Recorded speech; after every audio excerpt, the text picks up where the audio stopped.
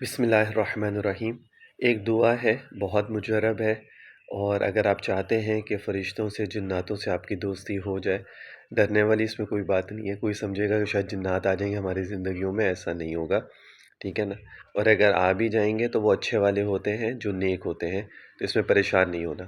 بہت مجرب دعا ہے، عشاء کی نماز کے بعد اور سونے سے پہلے اس کو پڑھا جاتا ہے، لیکن جب بھی اس کو پڑھیں گے یقین سے، توجہ سے، اخلاص سے اس کو آپ نے پڑھنا ہے، تو اللہ تعالیٰ انشاءاللہ تعالیٰ بہت ساری ایسی چیزیں انسان کے سامنے ظاہر ہو جائیں گی جو انسان نے پہلے نہیں دیکھی ہوں گی، ٹھیک ہے نا۔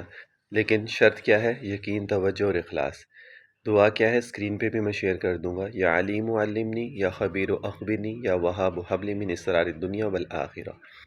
اور یہ کئی سلسلوں سے یہ دعا آئی ہے، یعنی کئی لوگوں نے اس کو بتلایا ہے، لیکن بات وہی ہوتی ہے جس سے آپ کی نسبت جڑی ہو، جس سے آپ کا تعلق ہو، تو اس سے آپ کو جو چیز ملتی ہے وہ فائدہ مند زیادہ ہوتی ہے۔